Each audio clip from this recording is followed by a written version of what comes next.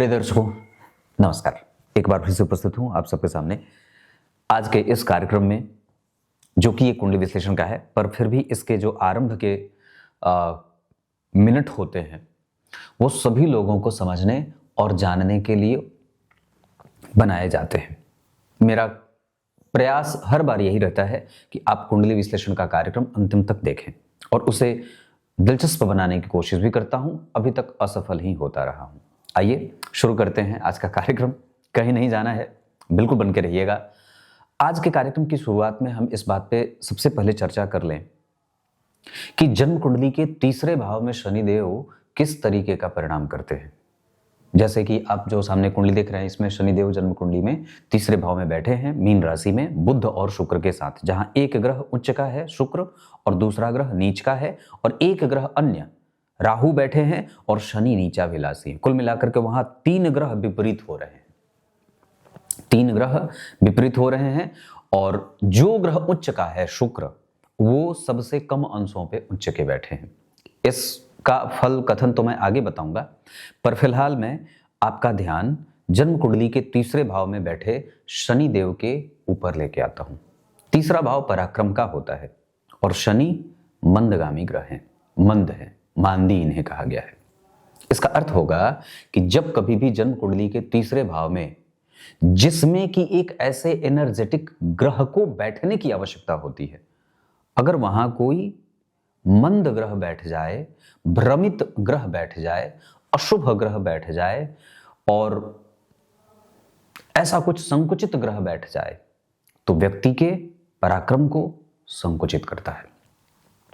जन्म कुंडली के तीसरे भाव में पापक ग्रह की राशि का बनना अच्छा होता है। यहां देवगुरु बृहस्पति की राशि बनी है, शुभग्रह की राशि बनी है।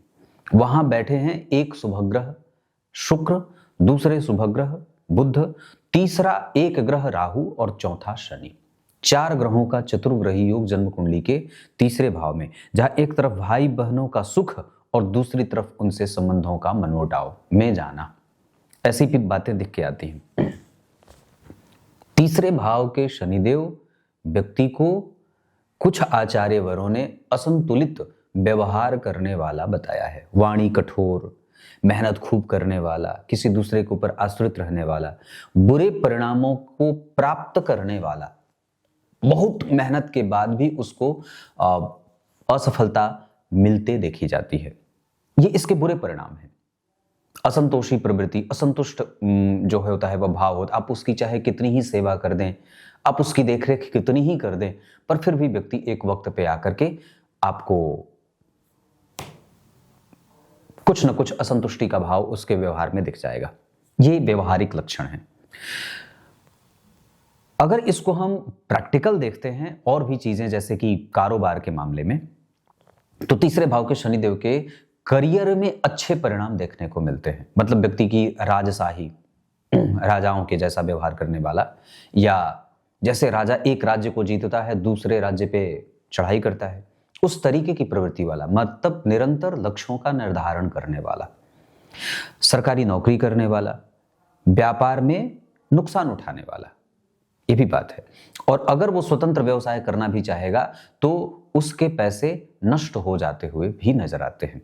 इस वजह से पार्टनरशिप में भी जाकर के व्यापार किया जा सकता है अगर व्यापार करना हो तो। अन्यथा नौकरी, सरकार से जोड़कर कोई काम, पिता के कारोबार को आगे बढ़ाना, या पूर्वजों के काम को भी आगे बढ़ाया जा सकता है जो पूर्वज करते आए हों। इसके शुभ परिणाम में आचार्य वराह मिहिर ने बड़ी अच्छी बात लिखी कि जन्म कुंडली के तीसरे भाव में अगर शनिदेव किसी भी जातक की कुंडली में बैठे हैं तो वो जातक धनवान होता है।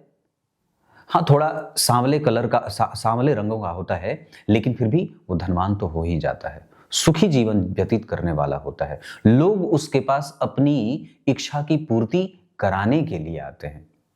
मतलब मुखिया हो जाए, नेता हो जाए, बड़े स्केल पे सरकार को सहयोग देने वाला भी हो जाता है, लेकिन धार्मिक थोड़ा कम होता है। एक सिद्धांत मैंने बहुत बार ऐसे बताया हुआ है कि जन्म कुंडली के तीसरे भाव में पापक ग्रह जब बैठेंगे तो उनकी सातवीं दृष्टि धर्म भाव अर्थात भाग्य भाव पे भी पड़ती है। इस अवस्था में कई बार वो व्यक्ति, जब वहां पे पापक ग्रहों का प्रभाव ज्यादा हो या निगेटिव ग्रहों का प्रभाव ज्यादा हो, तो कई बार उसके भाग्य का सहयोग या भाग्य का भाग्य की चिंता व्यक्ति को सताती है, सीधी बात है। भाग्य भाव के स्वामी नीच राशि में बैठ गए, वापस उन्होंने अपना नीच भंग किया, लेकिन जो ग्रह नीच भंग कर रहा है वो भी कमजोर होकर के बैठा है। सबसे कम अंशों पर वो ग्रह शुक्र विराजमान है।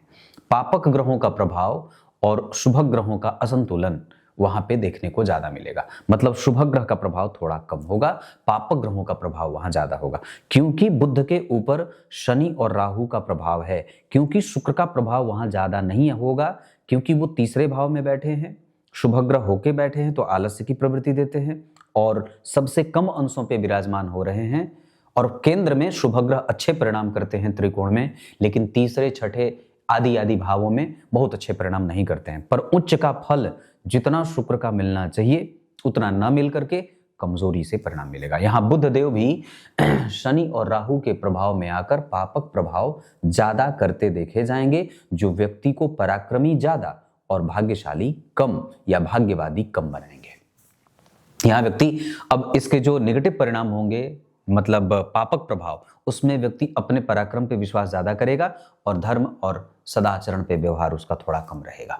इसका अर्थ ये नहीं है कि व्यक्ति अपने माता और पिता की सेवा शुश्रूषा करने वाला नहीं होगा, वो बिल्कुल है, क्योंकि बुध जन्म कुंडली में या सूर्य जन्म कुंडली में चतुर्थ स्थान में उच्च के बैठे हैं। आप अपने माता और पिता की सेवा करेंगे या नहीं, यह आपकी कुंडली का चौथा भाव और नवम भाव बताता है। तो जन्म कुंडली के जब चौथे भाव की स्थिति देखते हैं तो वहां पे उच्च के सूर्य विराजमान है और उनके ठीक आगे गुरु त्रिकोण भाव में बैठ करके लग्न को देख रहे हैं और साथ ही साथ चंद्रमा पे भी उनकी दृष्टि है, धर्म भाव पर केतु का प्रभाव है। लग्न पे गुरु और मंगल, इन दोनों ग्रहों का प्रभाव है। मंगल की दृष्टि उच्च है, गुरु की दृष्टि नीचे है, लेकिन भाग्य भाव पे बुध, भाग्य भाव पे गुरु, इन दोनों ग्रहों का संबंध व्यक्ति को भाग्यशाली तो बनाएगा और व्यक्ति माता और पिता की सेवा करने वाला भी हो जाता है। पर बात अगर जन्म कुंडली के तीसरे भाव के शनि की होगी तो यहां असंतुलित परिणाम तो नहीं, पर अशुभ और शुभ दोनों ही परिणाम देखने को जातक के जीवन में मिलेंगे। पराक्रमी व्यक्ति को होना पड़ेगा। अगर वो पराक्रमी नहीं होगा तो निश्चित रूप से उसे नुकसान भी उठाना पड़ेगा। मतलब आप ये नहीं कह सकते कि नहीं मैं बिल्कुल बैठा हूं, मुझे तो सब चीज मिल जाएगी, ऐसा नहीं है। आपको उद्यम करना ही होगा, क्योंकि तीसरे भाव के शनि आपको उद्यम करने वाला ही बनाते हैं। या तो आप उद्यम करेंगे या तो आपको उद्यमी होना पड़ेगा, करना ही पड़ेगा, ऐसी बात है। यहाँ भाई बहनों का द्वेष भी कई बार झेलने को मिलता है, या कई बार व्यक्ति भाई बहनों से मतभेद में भी गुजरते हुए देखा जाता है, ऐसी चीजें भी देखने को मिलती हैं। तो कुल मिलाकर के ये तीसरे भाव के शनि का प्रभाव है जो मैंने आप लोगों को बताया है। इनके अशुभ परिणाम ज्यादा मिलते हैं, शुभ परिणाम कम मिलते हैं। नीचाभिलाषी है, नीचाभिलाषी ग्रह कमजोरी से परिणाम करता है, उच्चाभिलाषी ग्रह मजबूती से परिणाम करता है। ये अंतर स्पष्ट करना आवश्यक होगा। अब आइए इनकी कुंडली के पंचांग से आपका परिचय करा देता हूं। पंचांग की बात करेंगे अगर, तो जन्म हुआ है जातक का वैशाख माह में। वैशाख माह में जो लोग जन्मे होते हैं वो देखने में उनके मुंह का पानी अच्छा होता है, मतलब सुंदर होते हैं। उत्तरायण में शुभ ग्रहों का प्रभाव बढ़ता है, जिस वजह से सकारात्मक जीवन जीने को जातक को मिल जाएगा। मकर लग्न की कुंडली है, ये बात ध्यान में रखना होगा, आगे इसकी चर्चा और भी करूंगा। वसंत ऋतु कृष्ण पक्ष की पंचमी तिथि। वसंत ऋतु में जो लोग जन्मे होते हैं उनमें आलस्य और प्रेम दोनों की अधिकता रहती है। आलस्य अपने काम में और प्रेम करने में माहिर। गुरुवार को जन्मे हैं, वार के अधिपति जन्म कुंडली के पंचम भाव में बैठकर लग्न को देख रहे हैं और भाग्य पे लाभ पे उनकी दृष्टि है। मतलब हर जगह जातक की सुरक्षा कर रहे हैं और व्यक्ति को संततिवान बना रहे हैं। वार के अधिपति अगर त्रिकोण में हो, नवांश में केंद्र में हो, दशमांशा चक्र में वो कन्या राशि में शुभ ग्रह की राशि में बैठ रहे हैं। हालांकि लग्न कुंडली में वारेस 12वें भाव के साथ साथ तीसरे भाव के स्वामी होकर पंचम भाव में बैठे हैं। उनके आगे पीछे में सूर्य उच्च के उनकी सुरक्षा कर रहे हैं। इस कारण से यहाँ वार के अधिपति को मैं अच्छा ही कहूंगा, पर अकेले परिणाम नहीं करते हैं, थोड़े कमजोर परिणाम करते हैं। उनपे किसी ग्रह की दृष्टि में से चंद्रमा और केतु की दृष्टि के साथ शनि की भी दृष्टि है। इस वजह से व्यक्ति के जीवन में धर्म और न्याय गुरु, शनि और केतु, चंद्रमा की दशा देने वाली होगी। मतलब गुरु की दशा में, चंद्रमा की दशा में, केतु की दशा में और शनि की दशा में व्यक्ति का धर्म, व्यक्ति का न्याय और परोपकार, तीर्थ आदि का दर्शन, ये सब होता रहेगा। कृष्ण पक्ष के पंचमी तिथि के चंद्रमा शुभग्रह होते हैं और ये चंद्रमा व्यक्ति को व्यवस्थाओं में विश्वास करने वाला, अनुशासित जीवन जीने वाला और कृतज्ञ बनाने वाला भी बना देंगे। ज्येष्ठा नक्षत्र पे इंद्रदेव का अधिकार है। ओम शक्राय नमः, इस मंत्र का जप व्यक्ति को अपने जीवन काल में निरंतर करते रहना चाहिए, कम से कम 108 बार नित्य प्रति। इसके बाद अगर हो सके तो चिरचीटे की जड़ अपने गले में धारण करना चाहिए। नवग्रह कवच भी धारण किया जा सकता है। इसके साथ साथ व्यक्ति को पित्त का रोग हमेशा ही परेशान करता रहता है। ज्येष्ठा नक्षत्र के जितने भी लोग होते हैं लगभग उनका पित्त कमजोर होते हुए देखा जाता है। इस वजह से हमें वात, पित्त और कफ, जो ये तीनों दोष हैं, उनमें पित्त नामक दोष जो है उसको समाप्त करने के लिए हमें अनुशासनहीनता नहीं रखनी चाहिए। परिधि योग ब्राह्मण वर्ण और राक्षस गण है। ब्राह्मण वर्ण के कारण व्यक्ति में शुद्धता है, सफाई पसंद है, लेकिन तीसरे भाव के शनि गंदगी भी पसंद करने वाला बना देते हैं। तीसरे भाव के शनि और जन्म कुंडली में जब ऐसी स्थिति हो जाए कि उस शनि के ऊपर राहु का प्रभाव हो जाए और शुक्र जब अवस्थागत कमजोर हो जाए तो व्यक्ति कई बार थोड़े गंदगी में रहने वाला भी हो जाता है। राक्षस गण के कारण जीवन में जल्दबाजीपन की प्रवृत्ति और भक्ष्याभक्ष के नियम का पालन न करने वाला होता है ना, जैसे कि ये करूं कि वो करूं, या कैसा भोजन करना है, निवाला कितना बड़ा लेना है, जल्दी भोजन करना है, गंदगी से खाना है, शुचिता का पालन करना है ना। इन सभी चीजों की कमजोरी कई बार व्यक्ति को देखने को मिल जाती है। तो व्यवहार हमें यहाँ पे ये सलीका जातक को सिखाना होगा और ब्राह्मणों का आदर, गुरुजनों का आदर, पर्यावरण का आदर, गायों का सत्कार, उनकी सेवा के प्रति अच्छा भाव विकसित करना और माता पिता की सेवा करना, ऐसा जो भाव है वो राक्षस गण के कारण इन सभी के प्रति थोड़ा कम होता है। हमें वहां पे जातक को एक अच्छे संस्कार की आवश्यकता होगी। जमाना आपको पढ़ना सिखा देगा, जमाना आपको पढ़ना सिखा देगा, वो नहीं सिखाएगा तो आपको संस्कार, क्योंकि सब संस्कारहीन होते जा रहे हैं तो उसके पास वो रहेगा नहीं। जमाने के पास संस्कार नहीं है, जमाने के पास पश्चिमी सभ्यता का प्रभाव है। ये हमारी भारतीय सभ्यता, हमारी सनातन सभ्यता, हमारी सनातन संस्कृति, ये हमारे माता पिता ही हमें दे सकते हैं। अब आजकल के माता पिता भी ये देने में असमर्थ साबित हो रहे हैं। इस बात को ही समझना होगा, क्योंकि राक्षस गण के कारण कई बार जो दुर्भावना है, द्वेष है, कलह है, जो कलहपूर्ण वातावरण है, ईर्ष्या है, ये कई बार बढ़ता हुआ दिखाई देता है। क्लियर है?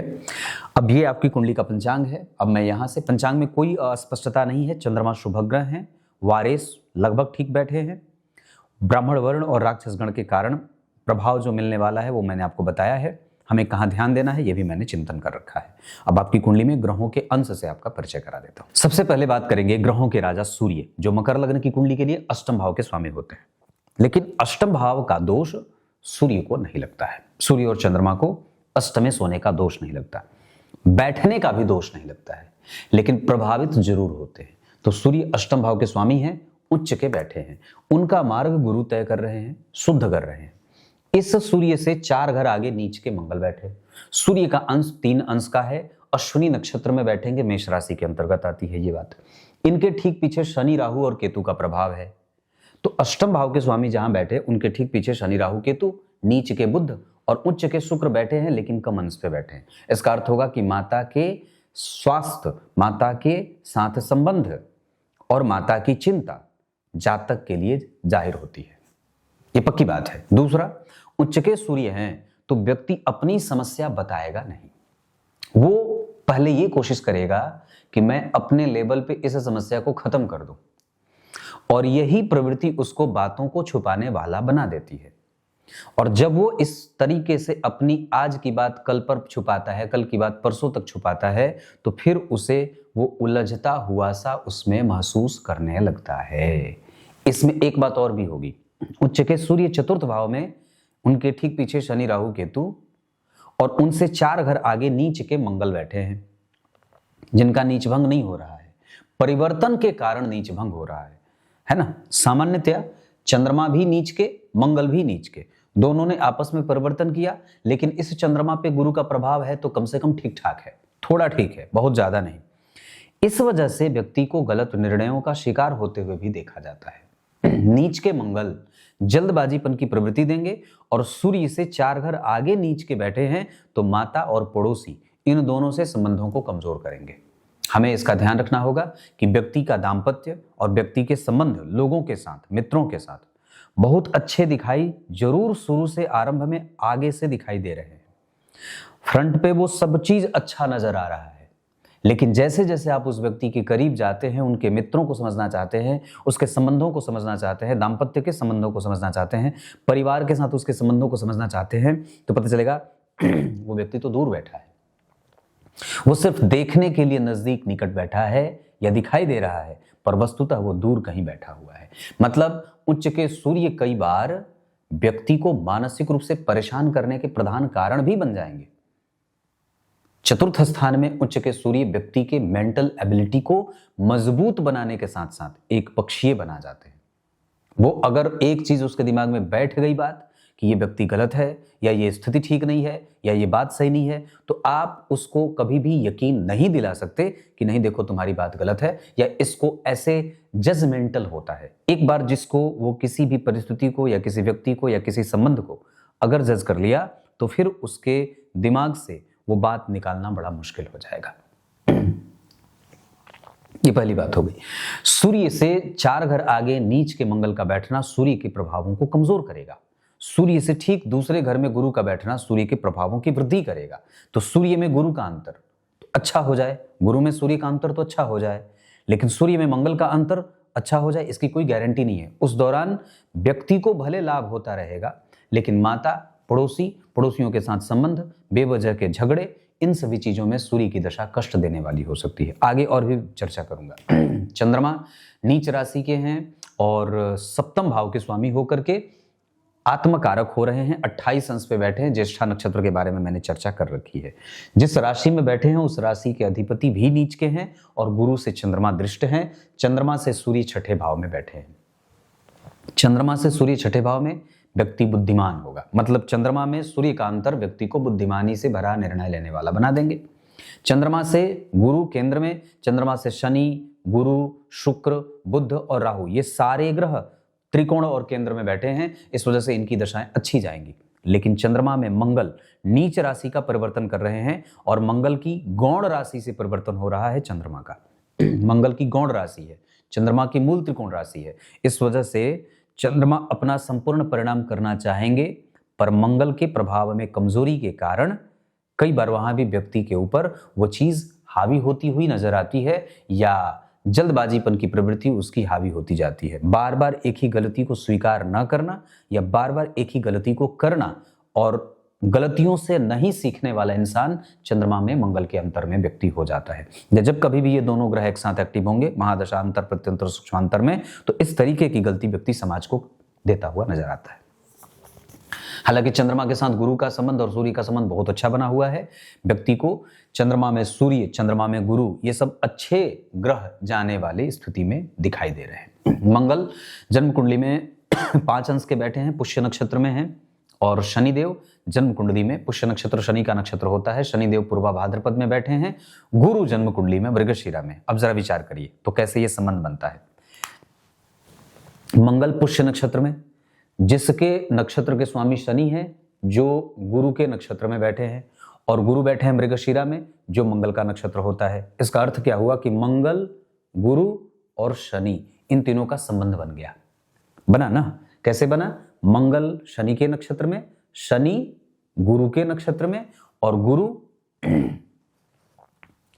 मंगल के नक्षत्र में। तो ये त्रिकोणात्मक संबंध जो शनि, गुरु और मंगल का बना, ये व्यक्ति को प्रैक्टिकल, मेहनती, जांबाज, है ना, प्रतापी, बेहतरीन, न्यायप्रिय, नौकरी करने वाला, लॉ के क्षेत्र में सफल होने वाला, कानून की पढ़ाई पढ़ने वाला, धन को घुमाने वाला और बहुत धनवान, ये तीनों ग्रह जब एक साथ एक्टिव होंगे तो ये उस समय को गोल्डन पीरियड में बदलने वाले होंगे। मतलब शनि, गुरु और मंगल की दशा जातक के लिए सबसे अच्छी दशा हो सकती है।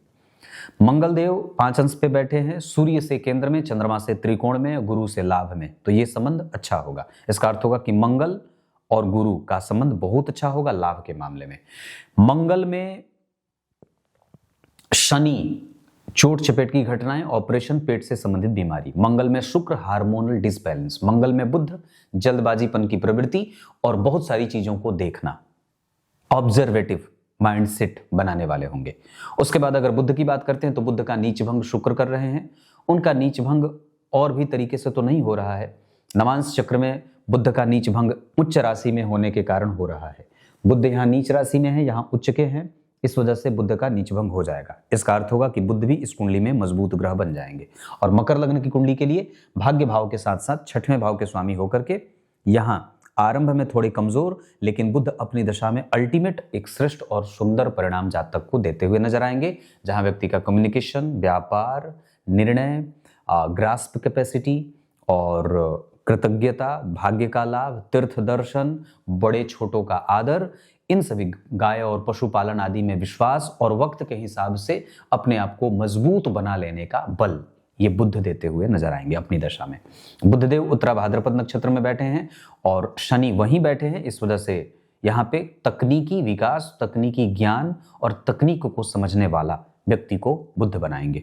देवगुरु बृहस्पति मृगशीरा नक्षत्र में है, दूसरे अंश पे विराजमान है, जो सबसे ज्यादा है। मतलब चंद्रमा आत्मकारक और अमात्यकारक गुरु हैं। चंद्रमा वृश्चिक राशि में, यहाँ चंद्रमा कुंभ राशि में, और यहाँ चंद्रमा की जो राशि बनी है, यहाँ पे कर्क राशि बनी है, जिसमें शनि, शुक्र और राहु तीनों ग्रह वर्गोत्तम है। शनि, शुक्र और राहु ये तीनों ग्रह यहाँ भी बैठे हैं और यहाँ भी ये तीनों ग्रह बैठे हैं। इस वजह से तीनों ग्रह भाव से वर्गोत्तम हो गए। वर्गोत्तम हो जाने से कई बार अच्छे परिणाम भी मिलेंगे और बुरे परिणाम भी मिलेंगे। अच्छे परिणाम शुक्र के मिल सकते हैं, पर बुरे परिणाम कई बार शनि और राहु के मिल सकते हैं। इस वजह से उनकी दशा पे हमें 100% विश्वास नहीं करना होगा, बहुत सावधानी से संबंधों को आगे बढ़ाना होगा। साथ ही साथ निर्णय लेने की क्षमता शनि और राहु की दशा में मति भ्रम में लेके जा सकती है, मतलब हमें वहां पे सावधान निश्चित रूप से रहना है। दूसरा कि बुध जो है वो नीच भंग कर रहे हैं, तो शनि, शुक्र और राहु इन तीनों के बलों में वृद्धि बुध करेंगे। मतलब शनि में बुध, शनि शुक्र में बुध और राहु में बुध, ये अच्छी जा सकती है दशा। जबकि गुरु और मंगल मित्रस्थ होकर मित्र की राशि में जहां बैठे हैं, इसके अधिपति केंद्र में बैठे हैं, जहां बैठे हैं सूर्य उसके अधिपति वर्गोत्तम है, मतलब पहले ही उच्च के और नवांश कुंडली में कर्क राशि में। इसका अर्थ होगा कि इस कुंडली में लगभग ये बात कही जा सकती है कि 3 ग्रह, 4 ग्रह और 5 ग्रह। 3 ग्रह कौन? तो शनि, राहु और शुक्र। शनि, राहु और शुक्र। चौथे गुरु, जो यहाँ 2 नंबर में, यहाँ 5 नंबर में। यहाँ बुध नीच के, यहाँ बुध उच्च के। यहाँ सूर्य चतुर्थेश होकर के लग्न में, और यहाँ चंद्रमा वृश्चिक राशि में थे, यहाँ केंद्र में आ गए, गुरु से केंद्र में, मंगल से केंद्र में, चंद्रमा से केंद्र में, मंगल से केंद्र में, सूर्य से केंद्र में। इस वजह से चंद्रमा, सूर्य, गुरु, मंगल और बुध, शुक्र, शनि और राहु, लगभग ये ग्रह विवाह के बाद या जैसे जैसे व्यक्ति बड़ा होगा वैसे वैसे सकारात्मक और शुद्ध परिणाम करने वाले नजर आ रहे हैं। क्लियर है? उसके बाद बात करते हैं, बुध के बाद गुरु की बात होगी। गुरु मृगशीरा नक्षत्र में बैठे हैं, व्यक्ति की कैपेसिटी को अच्छा बनाएंगे, न्याय प्रियता देंगे। शुक्रदेव जन्म कुंडली में 0 अंश पे बैठे हैं, नवांश चक्र में चतुर्थ भाव में, 4 नंबर की राशि में, दशमांश चक्र में थोड़े बहुत संघर्षों के साथ परिणाम करेंगे। मतलब शुक्र की दशा में पद वृद्धि वगैरह में थोड़ी बहुत दिक्कत हो सकती है, उनका संघर्ष है, क्योंकि शनि और राहु के साथ बैठे हैं, सूर्य जैसे क्रूर ग्रह से दृष्ट हैं और किसी भी ग्रह का उनके ऊपर कोई शुभ प्रभाव नहीं है। इस वजह से शुक्र की दशा कारोबार में 100% संतुलित परिणाम दे दे, इसकी कोई गारंटी नहीं है। हाँ, पद वृद्धि की इच्छा जरूर रहेगी, प्रमोशन मिलते मिलते रुक जाए, ऐसा संभव है। शनिदेव जन्म कुंडली में पूर्वा भाद्रपद नक्षत्र में बैठे हैं और गुरु वहीं बैठे हुए हैं। इस वजह से गुरु का प्रभाव, मृगशीरा नक्षत्र, मैंने शनि, गुरु और मंगल वाली बात बताई थी, यहाँ पे शनिदेव का प्रभाव लगभग न्याय करने वाला बनेगा, इसमें कोई दो राय नहीं है। राहु आपकी कुंडली में बहुत अच्छे बैठे हैं, मैं ये तो नहीं कहूंगा, पर हाँ इतनी बात जरूर कहूंगा कि वहां पे एक उच्च का ग्रह बैठा हुआ है, उनका मित्र बैठा हुआ है और एक ग्रह और बुध बैठे हुए हैं। राहु दोषो बुद्धो हन्यात्, राहु के दोषों का बुध शमन कर देते हैं। बुध अगर यहाँ नीच के नहीं होते तो और भी अच्छी बात होती, मतलब बुध राहु के दोषों का समन करते करते थोड़े कमजोर भी हो रहे हैं। हालांकि शनि और राहु का तीसरे भाव में बैठना व्यक्ति को महान पराक्रमी जरूर बनाएगा, पर शुक्र के कारण आलस्य भी रहेगा और बुध के कारण उसमें कमजोरी भी रहेगी। मतलब यहाँ पे राहु देव व्यक्ति को मेहनत करने वाला इंसान बनाएंगे और जबरदस्त मेहनत करने वाला इंसान बनाएंगे। केतु नवम भाव में भाग्य को समझने वाला, धर्म में रुचि रखने वाला और कई बार कट्टर भक्ति जागृत होती है वक्त के बाद। एक वक्त के बाद व्यक्ति कट्टर धार्मिक होता है, आरंभ में शांत रहता है या फिर ऐसे नॉर्मल धर्म को विश्वास में लेने वाला या धर्म में विश्वास करने वाला, पर बाद में चल करके उसकी कट्टरता धर्म के प्रति और सेवा भावों के प्रति बढ़ती जाती है।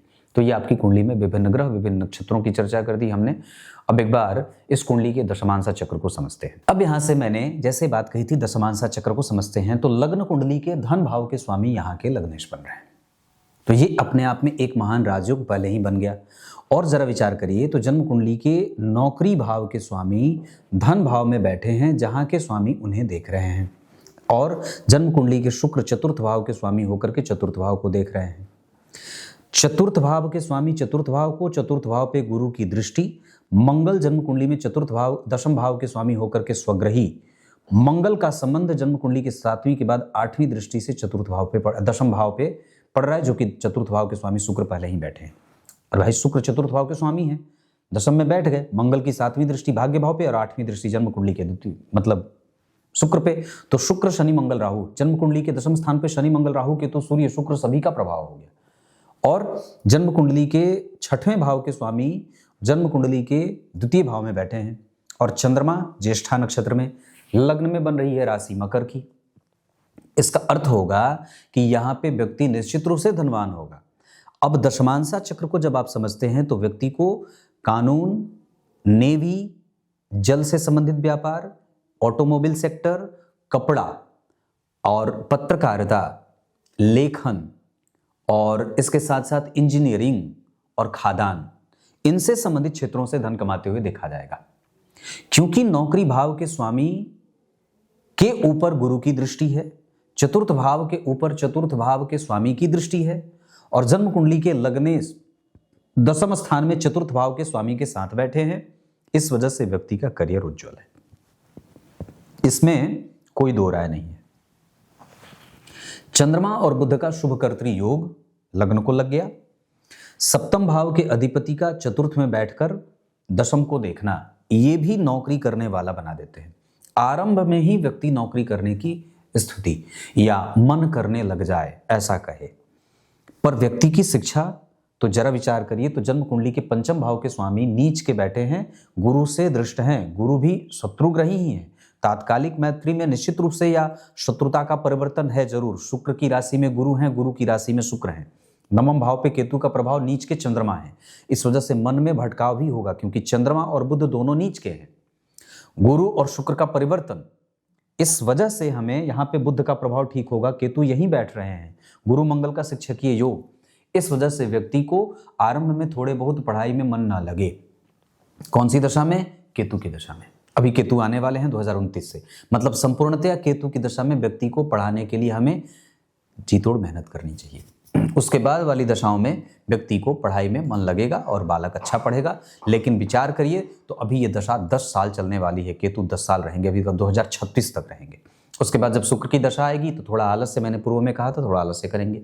जब सूर्य की दशा आएगी तो व्यक्ति अपनी समस्या में ही उलझा हुआ रहेगा, बताना नहीं चाहेगा। चंद्रमा की दशा अच्छी जाएगी, मंगल आदि की दशाएं अच्छी जाएंगी, ये बात है। रत्न अगर जीवन भर इस कुंडली को पहनना हो तो शुक्र का रत्न ओपल या पुखराज सफेद बहुत अच्छा रहेगा। बुध का रत्न पन्ना भी इस कुंडली में पहनाया जा सकता है गले में। दिन इस कुंडली के लिए शुक्रवार और बुधवार का बहुत अच्छा रहेगा। धन कमाने के लिए ये कुंडली जा सकती है दक्षिण और पूर्व की दिशा में। विवाह वृश्चिक राशि वृश्चिक लग्न, मीन राशि मीन लग्न और दिशा उत्तर की हो तो ज्यादा अच्छा है। इस कुंडली में मैत्री वृष और कन्या वालों से ठीक हो। ज्येष्ठा नक्षत्र में दान करना अच्छा रहेगा। और कई बार ये व्यक्ति को गुदा रोग से भी परेशान करता है, मतलब कब्ज आदि की शिकायत ना हो, इसका ध्यान रखना होगा। लाभ भाव के चंद्रमा व्यक्ति को अपनी दशा में धन मान पद प्रतिष्ठा और ऐश्वर्य और सुखों की वृद्धि करने वाले बनाएंगे, जबकि सूर्य का प्रभाव व्यक्ति को धनवान बनाएगा। मंगल जन्म कुंडली में धन देने वाले ग्रह बनेंगे। बुध देव सुख और समृद्धि देने वाले। शुक्रदेव जन्म कुंडली में ऐश्वर्य सुख शांति और समृद्धि देने वाले। शनिदेव भी लगभग ऐसे ही यश और प्रतिष्ठा की वृद्धि करने वाले ग्रह बनेंगे।